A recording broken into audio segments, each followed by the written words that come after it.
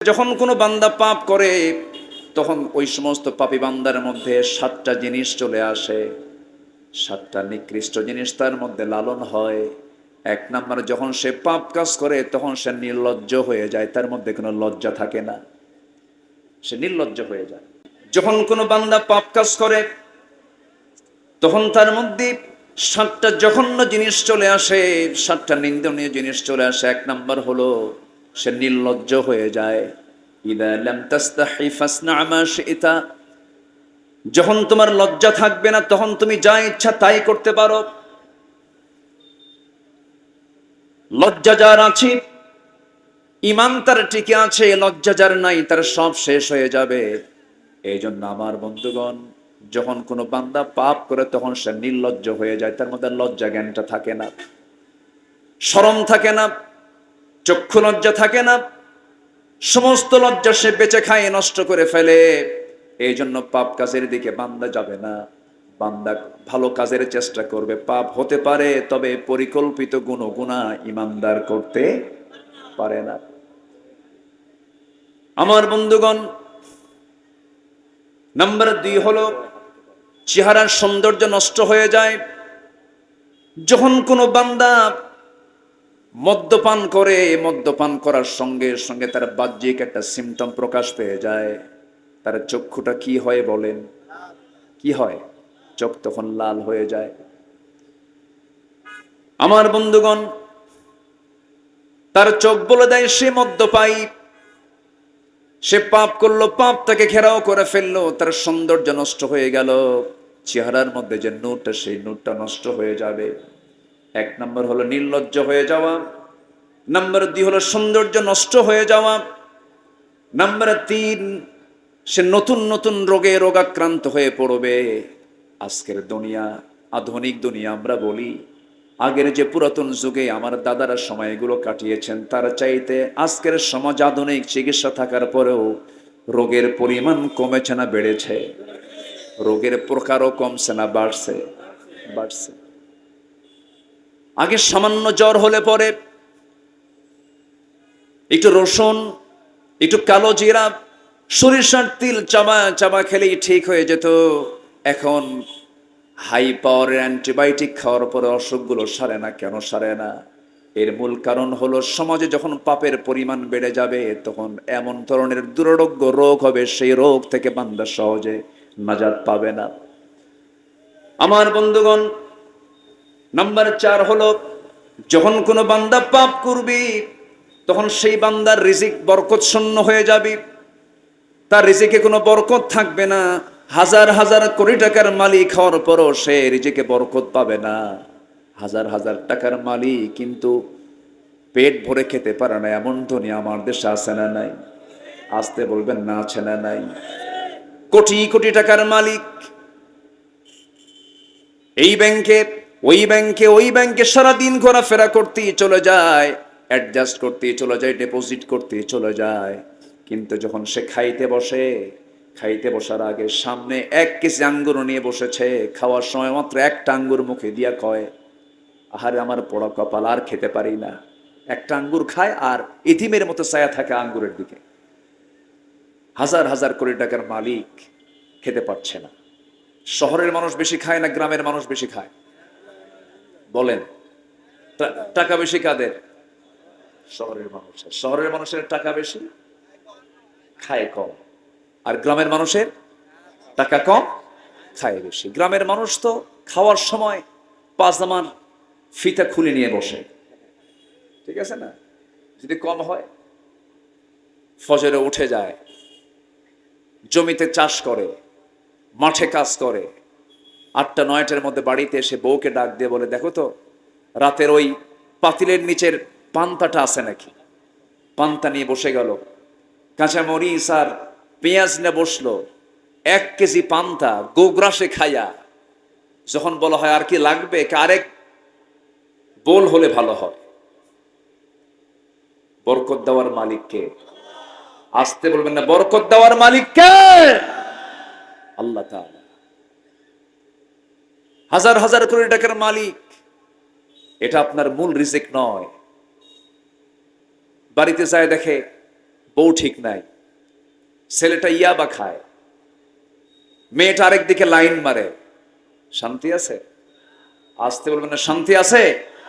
শান্তি নেই। আমার বন্ধুগণ, আমরা অনেকে রিজিকের ব্যাখ্যা বুঝি না। রিজিক মানে বুঝি শুধু অর্থবিত্ত, জমা জমির সম্পদ না। সর্বনিম্ন রিজিক হলো টাকা পয়সা, সর্বোত্তম রিজিক হলো নিজের সুস্থতা, আর পরিপূর্ণ রিজিক হলো আল্লাহর সন্তুষ্টি হাসিল করা। গোটা দুনিয়া আমার জন্য হলো, আমি নিজে অসুস্থ, কোনো লাভ নাই, সুস্থতা একটা রিজিক। একটা সুন্দর পরিবার, নেক স্ত্রী, নেক সন্তান একটা বড় রিজিক। গোটা দুনিয়া আমার নামে সবকিছু আছে, কিন্তু সন্তানগুলো সন্ত্রাসী, লাভ নাই। এমন বহু ধনী লোকের সন্তান আছে, সন্তান গিয়ে বাবার মাথায় পিস্তল ঠেকায়, আছে না নাই? তাহলে যখন পাপ কাজ বেড়ে যাবে, পরিবার নিয়ন্ত্রণহীন হয়ে যাবে, নিজেও নিয়ন্ত্রণহীন হয়ে যাবে, বরকত শূন্য হয়ে যাবে, নির্লজ্জ হয়ে যাবে, সৌন্দর্য চেহারা নষ্ট হয়ে যাবে। নাম্বার 5 হলো, যখন কোনো বান্দা ঘন ঘন পাপ কাজগুলো করবে, সবাই তাকে মনে মনে ঘৃণা করবে, ঠিক কিনা বলে? একজন পাপীও পছন্দ করে না। দেখবেন এক মুনাফেক আরেক মুনাফেকের কাছে, তুই তো বেটা মুনাফেক, ও নিজেও কিন্তু মুনাফেক, ঠিক আছে না? আছে। আমার বন্ধুগণ, এই জন্য আল্লাহ রাব্বুল আলামিন বলছেন, বান্দারে, যে বান্দা পাপকে গ্রহণ করে নেবে, বালা মান কাসাবা সাইয়্যাতান ওয়া হাতাত বিহি খাতিয়াতুহু, পাপ তাকে ঘেরাও করে ফেলবে। তবে হ্যাঁ, এখানে কোন পাপের কথা বলা আছে? বান্দা যার নাম তার জীবনে গুনাহ হবেই। এই জায়গায় কেন, গোটা দুনিয়া জুড়ে এই 400 কোটি মানুষ, পৃথিবীর একজন মানুষ বলতে পারবে না যে আমার জীবনে কোনো গুনাহ নাই। গুনাহ হবেই। গুনাহ করা বান্দার যোগ্যতা, গুনাহ না করা ফেরেশতার যোগ্যতা। কিন্তু আপনারা বলুন তো, ফেরেশতার দাম বেশি না মানুষের দাম বেশি? বলেন। আমরা কিন্তু অনেক সময় বলি, আরে তুমি তো ফেরেশতা হয়ে গেছো, এরকম বলি না অনেক সময়? কিন্তু না, ফেরেশতার চাইতে মানুষের দাম বেশি। যেরকম সুবহানাল্লাহ। তাহলে ফেরেশতার গুনাহ করার যোগ্যতা নাই, আর মানুষের গুনাহ করার যোগ্যতা থাকার পরেও যে বান্দা গুনাহ করে না, তখন ওই বান্দার দাম ফেরেশতার চাইতে বেশি হয়ে যায়। ফেরেশতার চাইতে বেশি হয়ে যায়। কারণ ফেরেশতার কোনো কামনা নাই, ফেরেশতার কোনো বাসনা নাই, ফেরেশতার কোনো লোভ নাই, ফেরেশতার কোনো যৌন কামনা নাই, ফেরেশতার কোনো সম্পদের কোনো মোহ নাই। কিন্তু বান্দার মধ্যে এই মোহ, এই আকর্ষণ কে করে দিয়েছেন? আল্লাহ দিয়েছেন। আল্লাহ রাব্বুল আলামিন বলেন, যুইনা লিন-নাসি হুব্বুশ শাহাওয়াতি মিনান নিসাই ওয়াল বানিনা ওয়াল কানাতিরিল মুকান্তারা মিনাল যাহাবি ওয়াল ফিদ্দাতি ওয়াল খাইলিল মুসাওওয়ামাতি ওয়াল আনআমি ওয়াল হারফ যালিকা মাতাউল হায়াতুদ দুনিয়া ওয়াল্লাহু ইনদাহু হুসনুল মাআব। জোরে বলুন আল্লাহু আকবার। মানুষের জন্য আকর্ষণীয় করে দেওয়া হয়েছে 6টা জিনিস। কি? এর মধ্যে 1 নাম্বার হলো নারী। নারীর জন্য পুরুষকে, পুরুষের জন্য নারীকে। এমন ফাংশন ফেরেশতার মধ্যে আছে নাকি? আসতে বলবেন না, আছে নাকি? নাই।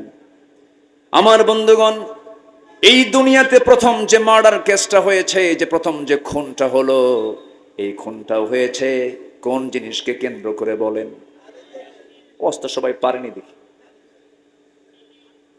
তাহলে প্রথম মামলা হয়েছে কি বাদী মামলা বলেন তো? নারীকে নিয়ে মামলা। তা অন্য কেউ করে নাই। হাবিল কাবিল দ্বন্দ্ব। আমার আব্বা জান আদম আলাইহিস সালাতু ওয়াস সালাম, আমার মা হাওয়া আলাইহিস সালাতু ওয়াস সালাম, তাদের ঔরসে আল্লাহ তাআলা সন্তানগুলো দান করেছিলেন। এই হাবিল এই কাবিল দুজন যখন দ্বন্দ্ব শুরু হয়ে গেছে, হাবিল ছিল ভালো, কাবিলটা যখন অবৈধ একটা কামনা করে বসলো, শেষ পর্যন্ত একটা নারীকে পাবার জন্য, তাকে বিয়ে করার জন্য নিজের আপন ভাইকে পর্যন্ত খুন করে ফেললো। তাহলে পৃথিবীর প্রথম খুন হলো ভাই ভাইকে খুন করা।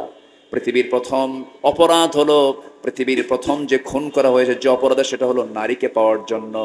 আল্লাহ বলছেন, বান্দারা আমি 6টা জিনিসকে তোমার জন্য আকর্ষণীয় করেছে। 1 নম্বর হলো নারী পুরুষের জন্য, আর নারীর জন্য পুরুষকে আমি আল্লাহ আকর্ষণীয় করে দিয়েছি। তবে হ্যাঁ, এই আকর্ষণটা অবশ্যই বৈধ, যদি বিয়ে মাফিক হয়, বিয়ের মধ্য দিয়ে হয়। আল্লাহ তাআলা তোমার জন্য সওয়াব লিখবেন, কিন্তু বিবাহ বহির্ভূত হলে পরে সওয়াব না জেনা, সওয়াব না জেনা। আজকের সমাজে বিয়ের পরিমাণ বেশি না জেনার পরিমাণ বেশি? আজ বিয়ের পরিমাণ বেশি না জেনার পরিমাণ বেশি? আজকে বইয়ের হক আদায় হয়? আজকে কয়